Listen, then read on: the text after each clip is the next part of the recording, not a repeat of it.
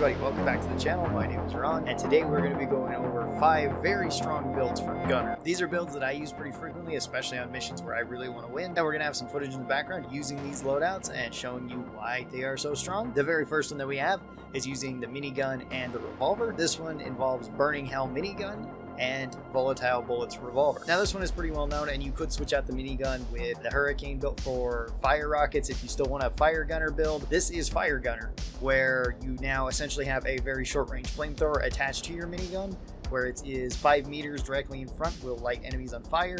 You can extend this by taking the fire bullets in tier 5, or you can take the aggressive venting in tier 5 to have an AoE flamethrower more or less. That goes a little bit further in a 10-meter radius, allowing you to light enemies on fire. This one's also just really good for killing off little swarmers and stuff, but your main goal here is to light enemies on fire. You're also probably going to want to take something like the incendiary grenades as your, well, grenade. And then once something big is on fire, then you switch over to your revolver and then use the volatile bullets to deal massive damage. What volatile bullets does is if an enemy is on fire, then you deal 300% more damage to them. The only downside to volatile bullets is that you lose out on 10 damage. So if you take one of the damage mods in either tier 2 or tier 4, you're back up to the base damage of the revolver, and at that point you can still hit all the normal revolver breakpoints, which is quite a bit. The revolver built like this does do very well. You could of course just build it all for ammo if you'd like, and only use it towards big enemies, and then just rely mostly on the minigun for killing off any of the smaller enemies or medium-sized enemies. Again, the revolver will work just fine at picking off things like web spitters or acid spitters, even regular grunts if you manage to hit them in the head. Usually when running Burning Hell, I build the minigun like this. This is a pretty straightforward build. It's kind of a basic minigun, but I find that it works quite well. Realistically though, you can switch out the tier 5 for aggressive venting or for hot bullets. The only one I wouldn't recommend is Cold as the Grave, because that's kind of counterproductive for you. I usually go with aggressive venting because I like using it more towards multiple enemies. I find it pretty useful in like has 5, where sometimes you do get surrounded by enemies. But if you're not finding it to be all that useful, then try out hot bullets and see how you like that. For volatile bullets, here's usually the build that I run here. This one can be switched around too. If you'd like to go for more accuracy in tier 1 and tier 2, you can do that. Otherwise, I like the faster reload speed and the neurotoxin rounds. It's not entirely necessary though. And you could also switch out the ammo mod in tier 2 as well if you want to do that. Moving on to our second loadout, we have the neurotoxin payload for the autocannon and mole for the coil gun. So the strength of this build is neurotoxin payload, deals damage and deals damage over time, as well as slows enemies over time and can also fear, at least the way that we're building it on the autocannon. This is great for clearing up any of the small enemies. It deals damage over time, like I said, so it also deals with regenerative bugs. You don't have to worry about that as much, and it's also just great for marking out enemies. It also lets you have a ton of rounds for the autocannon. Secondary is Mole. Mole is your hard-hitting weapon. This is what you're going to use for big enemies, and what Mole does is every time that you punch through a surface, and this can count for multiple surfaces, and then hit an enemy with it, you deal extra damage for each additional surface that you went through. So from every surface that you go through, you get another 150 damage applied onto Mole. This is really good for taking out big enemies like Praetorians, Oppressors, Dreadnoughts, anything like that, as long as you can find a wall or two where you can shoot right through. Again, you don't have to worry about necessarily the unbreakable armor of something like an Oppressor, because you can just shoot all the way through it and hit its weak spot. The only real downside to Mole is that you are losing out on charge speed, which I don't find to be a huge deal. The way that I do build this is going with the Thunderhead built like this. This is kind of my standard Thunderhead autocannon build. This is just for AoE damage. Again, you could switch some of these around. In tier 3, you can realistically pick whatever the heck you want. I usually just go damage because it gets me a little bit more value than AoE damage, but if you want the extra rate of fire, you can do that.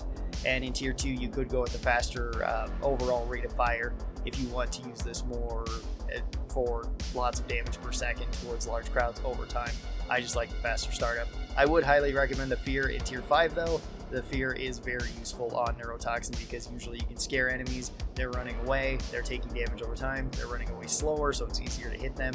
And I would also recommend the extra AoE in tier 4, because even though neurotoxin does give you extra AoE, having even more is better, because this gives every round a chance to splash to multiple enemies. That way you're inflicting as much poison as you can. And then for Mole, this is usually the way that I build Mole. Again, you can build this for damage if you would like to, but I found that it's not entirely necessary. For that, just go with the extra damage in tier 2 and maybe the extra damage in tier 1. The extra damage in tier 1 is not going to matter as much as the extra damage in tier 2 build. I usually just take the faster reload speed there. I find it a little bit more useful for my needs. But if you just want full damage, then take tier 2 and try getting used to that. Some of the other ones can be switched out too. Tier 3, pick whichever one you want, and tier 4, you can also pick whichever one you want. But pretty much everything on Mole here, you could actually switch out besides maybe the ammo. I would recommend the ammo in tier 1 because it does kind of suck to run through shots with this quickly if there happens to be a lot of big enemies, or you just really want to use this on like Dreadnought missions. Our third build going with Gunner is the overtuned feeding mechanism. This is for the Hurricane. This gives you an increased rate of fire, and it also increases the missile velocity. This is just a clean overclock, so it is just a bonus. It's a really nice bonus to have on the Hurricane. And then our secondary is going to be the lead spray burst pistol. So this kind of has a similar feel to the last one, where we're going to be using the Hurricane for dealing with most enemies, dealing with crowds, and potentially dealing for long range enemies too, because it is very easy to guide the Hurricane into any target that we needed to. Then we're going to be using the lead spray at very close range to just take out big things. This is great for taking out any large enemies, including like flying rocks, Praetorians, oppressors, dreadnoughts. It's really good against dreadnoughts if you can get right up next to their weak spot with it. For this, you can realistically build the Hurricane however you'd like because it's just a clean overclock. So if you want to build it for, say, fire damage, or you want to build it for stuns, you can. This is the way that I usually build it, going with extra ammo, the armor breaking, extra mag size because we don't need the extra rate of fire, but you could run it if you want to. Shrapnel load to get extra damage, and then the stun. Again, you can switch this out however you'd like. And then for lead spray, I usually just run it full damage since I have enough ammo with the Hurricane when I build it the way that I build it. So going with extra damage in tier 1, faster reloads in tier 2, extra damage in tier 3, extra damage in tier 4, and then the burst stun in tier 5. I don't really find that the longer burst is really necessary with lead spray, but you could take it if you want to get even more damage per second out of the weapon. This one's probably the most straightforward loadout out of all the loadouts that we're going to talk about. There's no real gimmick or anything about it.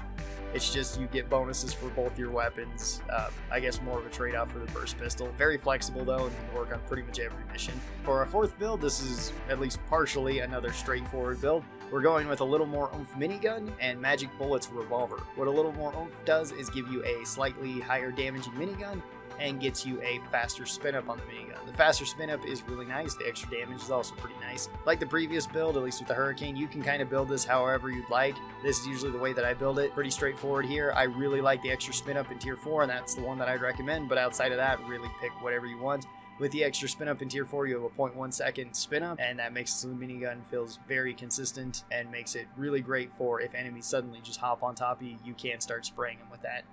For magic bullets, this one is the same build that I usually run with magic bullets, so faster reloads, extra ammo, explosive rounds, extra ammo, and the neurotoxin rounds. This just makes it so you have explosive neurotoxin rounds, so every time that you hit near an enemy, your round explodes, deals damage to all enemies around it, and has a chance of spreading poison to enemies, as well as your round will then bounce from the ground into a nearby enemy, letting you do a lot more damage. And this is great for crowds. You're going to be using your revolver mostly towards crowds and for just hitting enemies that you can't see easily if they get around corners, or if there's leeches up in the ceiling. You can also use this for scouting for leeches.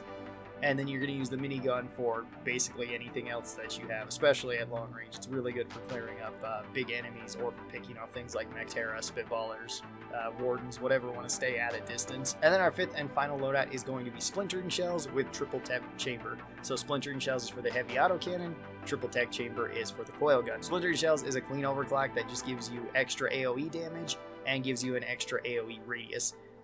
Both of those are really good, and you can build the autocannon however you'd like. I would recommend building this one for AoE, and that's usually how I build it, but if you want to go for more direct damage, you can. For the autocannon, I usually build it like this, but you can realistically build it however you would like. There isn't really a downside to this particular overclock, as we stated. And then for Triple Tech Chamber, I usually build it like this, the same way that I build Mole for the coil gun. This one in particular, I would really recommend taking both the Lightning in Tier 5 and the defense upgrade in tier 4.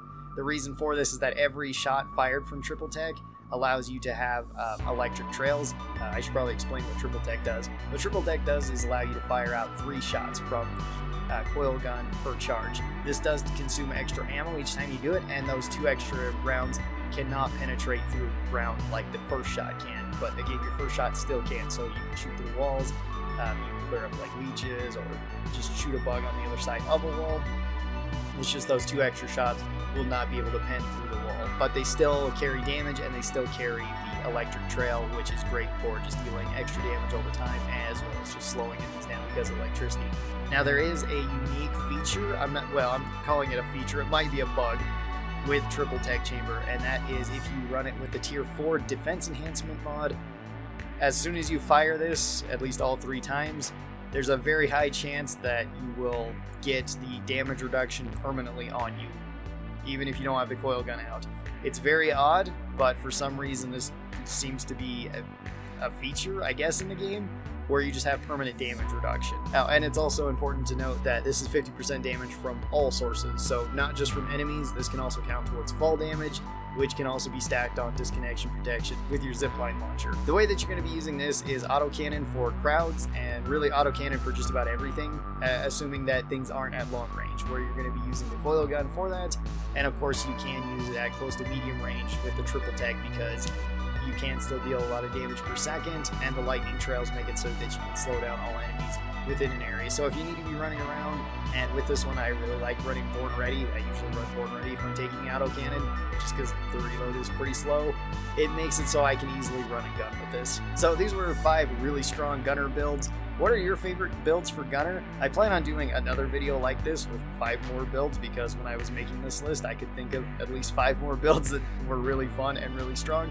I will also be doing this for the other classes, as well as 5 really fun builds for each of the classes, because all of the classes have some really fun builds that they can use. Just wait until we get to the no accuracy gunner build, which is one of my absolute favorites. So thanks everybody for watching this. I really do appreciate it. If you're not subscribed, be sure that you get subscribed. That way you get notifications whenever I post videos like this. Special thanks to the supporters of this channel. These are my members over here on YouTube and my patrons over on Patreon. They get early access to videos just like this, and if you would like that, there are links in the description. And if you would like to see more videos about Deep Rock and my builds, I have a full playlist linked right over here. Be sure to click on that. Thanks everybody, and I'll talk to you next time. Bye bye!